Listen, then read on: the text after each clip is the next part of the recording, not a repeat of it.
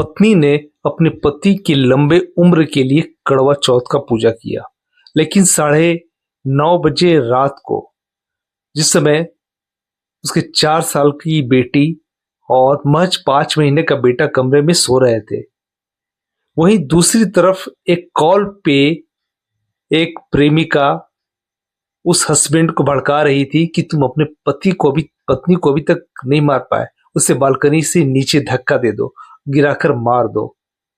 लेकिन उस पति का जरा सा भी दिल कांपा नहीं, ना ही उसने अपने 4 साल की बेटी और महज 5 महीने के बच्चे के बारे में सोचा भी नहीं, जरा सा भी नहीं सोचा। पत्नी चिल्लाती रही कि प्लीज मुझे मत मारो, मैं अपने बच्चों से बहुत प्यार करती हूँ। लेकिन पति ने कुछ भी नहीं सुना और पत्नी को 8वीं मंजिल से गिराकर मार डाला। तो आइए इस क्रूर और भयानक कहानी को सुने। इससे पहले आप लोग मेरे चैनल को सब्सक्राइब नहीं करा है तो चैनल को सब्सक्राइब जरूर करें। दोस्तों, कहानी की शुरुआत होती है 2015 से। विक्रम चौहान, जिसकी उम्र 35 साल थी, एक इंफ्रास्ट्रक्चर कंपनी में पदाधिकारी था। पत्नी दीपिका चौहान, उम्र 32 साल, एक प्राइवेट कंपनी में बैंक अधिकारी थी। जिंदगी काफी अच्छी चल रही थी, पैसे की कोई कमी नहीं थी। 2 बच्चे भी थे, एक 4 साल की बेटी थी और एक 5 महीने का बेटा। ये लोग डिसाइड करते हैं कि ये लोग एक फ्लैट खरीदेंगे। तो गुरुग्राम फरीदाबाद रोड स्थित एक अंसल वैली व्यू अपार्टमेंट में वो लोग एक फ्लैट देखते हैं। उस फ्लैट की मालकिन थी सैफाली भसीन। वो भी काफी पढ़ी लिखी थी और वो न्यूज़पेपर टीवी चैनल के लिए काम कर चुकी थी और अभी घर बैठे ही फ्रीलांसर के तौर पे काम कर रही थी। कुछ मीडिया के लिए रिपोर्ट वगैरह तैयार करके देती थी जब भी वो लोग मांगते थे। ये फ्लैट की डील हो जाती है। विक्रम चौहान फ्लैट को खरीद लेते हैं और अपने पत्नी और दोनों बच्चों के साथ शिफ्ट हो जाते हैं। जो पत्नी थी दीपिका चौहान, उनका अक्सर बैंक से आने में लेट होता था, काम ज्यादा था। पति जो थे विक्रम चौहान, अपने काम खत्म करके जल्दी आ जाते थे। यही सैफाली भसीन घर पे काफी समय फ्री रहती थी। दोनों का मिलना जुलना काफी बढ़ने लगा।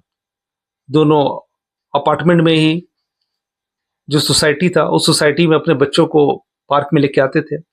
बातचीत होने लगी विक्रम चौहान और सैफाली भसीन की।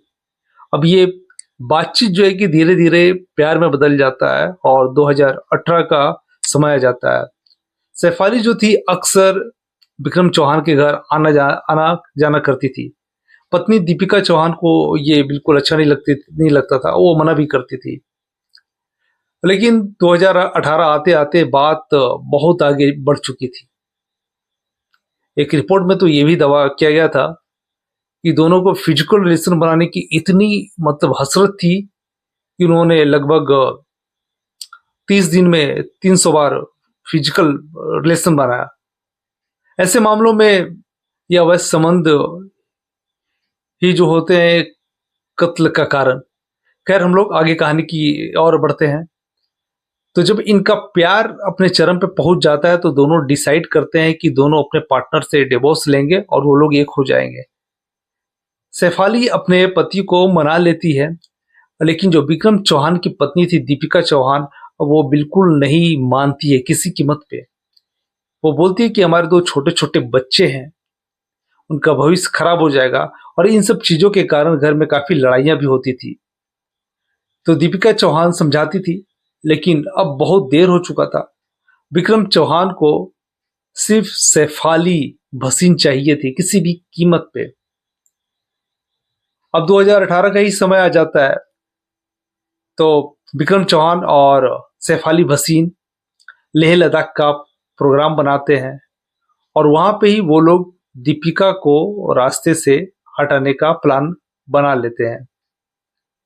अब वो लोग जब वापस लेह लद्दाख से वापस आ जाते हैं तो 24 अक्टूबर 2018 के आसपास जो विक्रम चौहान है अपनी पत्नी बच्चों को लेकर नैनीताल जाता है घुमाने के लिए। और प्लान था कि ऊंची पहाड़ियों पे ले जाके और धक्का देके उसका काम जो है कि तमाम कर देंगे। लेकिन दीपिका चौहान को पहले से अपनी सेफ्टी को लेकर चिंता थी, तो ऊंची पहाड़ियों पे जाती नहीं है और विक्रम चौहान का प्लान जो है कि वहां पे फेल हो जाता है। इधर जो सैफाली थी वो विक्रम चौहान के संपर्क में थी। वो मैसेज से उसे ताना मारती, उसे बोलती कि तुमसे कुछ नहीं होगा। तुमसे कुछ नहीं होगा, तुम कुछ नहीं कर पाओगे, बहुत तरह के ताने देती थी। इधर प्लान फेल होने के बाद विक्रम चौहान आ जाता है वापस अपने गुरुग्राम वाले फ्लैट में। अब 28 अक्टूबर की जो दिन था वो करवा चौथ का दिन था। दीपिका चौहान अपने पति विक्रम चौहान के लिए पूजा करती है लंबे आयु के लिए। उसी दिन जो 4 साल की बेटी थी और 5 महीने का बेटा, वो अपने कमरे में सो रहे थे, मासूम बच्चे, इस बात से अनजान कि आज उनकी मां के साथ कुछ गलत होने वाला है। अब जो विक्रम चौहान है वो बालकनी में अपनी पत्नी को ले जाता है और वहां पे लड़ाइयां करने लगता है और दीपिका चौहान को 8वीं मंजिल की जो बालकनी से उसको लटका देता है। दीपिका चौहान उसका हाथ पकड़ लेती है, बोलती है कि प्लीज मुझे मत मारो, मेरे छोटे छोटे 2 बच्चे हैं, मैं उनसे बहुत प्यार करती हूँ। लेकिन विक्रम चौहान कुछ भी नहीं सुनता है और अपने हाथ छुड़ा के नीचे गिरा देता है और वहां पे जो फूल वाले गमले थे उनको वो जो वहीं पे पटक के तोड़ देता है और नीचे अपार्टमेंट के दौड़ा दौड़ा जाता है और वो हल्ला करता है कि मेरी पत्नी जो है 8वें माले से स्लिप करके गिर गई। हल्ला करता है, एम्बुलेंस बुलाता है और अपनी पत्नी को हॉस्पिटल ले जाता है जहां पे डॉक्टर उसे मृत घोषित कर देते हैं। लेकिन जब पुलिस घटनास्थल पे पहुंचती है तो उन्हें डाउट लगता है, ये घटना नहीं लगती है, ये प्लानिंग के तहत किया गया मर्डर लगता है। अब जो है कि पुलिस जो है कि विक्रम चौहान से पूछताछ करने लगती है, विक्रम चौहान को अरेस्ट कर लेती है और जो मोबाइल और लैपटॉप था विक्रम चौहान का उसको भी अपने कब्जे में ले लेती है। तो उससे जो फोटोज और वीडियो निकल के आते हैं सैफाली भसीन के, उसमें कुछ आपत्तिजनक मैसेजेस थे जिसमें वो दीपिका चौहान को गालियां दे रही है। मैं गालियां बता नहीं सकता इस पे। और कुछ उनके अतरंग पलों के वीडियो थे जो उन्होंने अपने लैपटॉप में रखा था।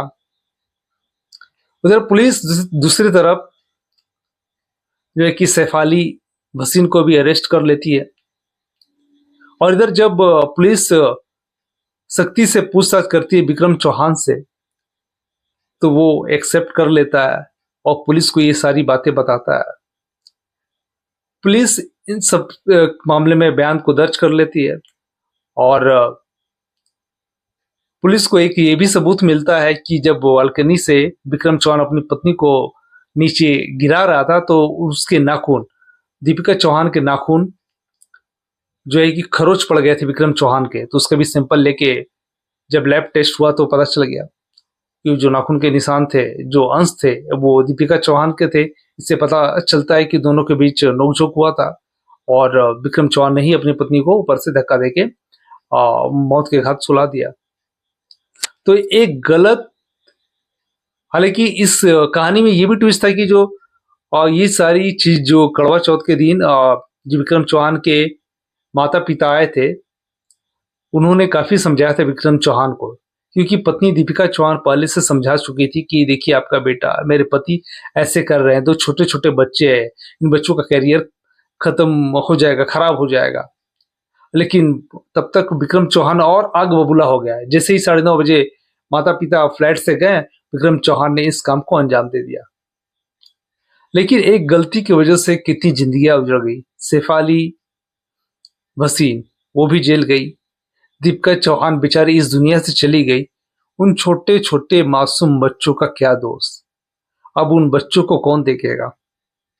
जाहिर सी बात है विक्रम चौहान के माता पिता देखे हैं, लेकिन दादा दादी कितना देखेंगे। जितना बच्चों को माता और पिता का प्यार मिलता है वो प्यार तो अधूरा रह गया, एक गलती की वजह से, एक हवस की वजह से।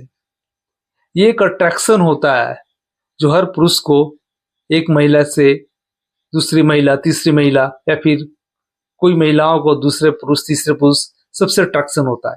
इसका मतलब तो ये नहीं है कि हम अपने गृहस्थ अच्छे गृहस्थ लाइफ को छोड़ के इन गलत चक्रों में फंस जाए और अपने घर को, अपने परिवार को उजाड़ दे, जैसे कि इस केस में हुआ। अगर विक्रम चौहान अपनी भावनाओं पे संयम रखता या सैफ वसीम, तो ये घटना नहीं होती। आज की घटना हमें ये सीख देती है कि हमें अपने जज्बातों पे कंट्रोल रखना चाहिए और पति को पत्नी की जिद करनी चाहिए और पत्नी को पति की। और ऐसे जब भी मनमुटाव हो तो उसे शांति तरीके से बैठ के सुलह कर लेना चाहिए।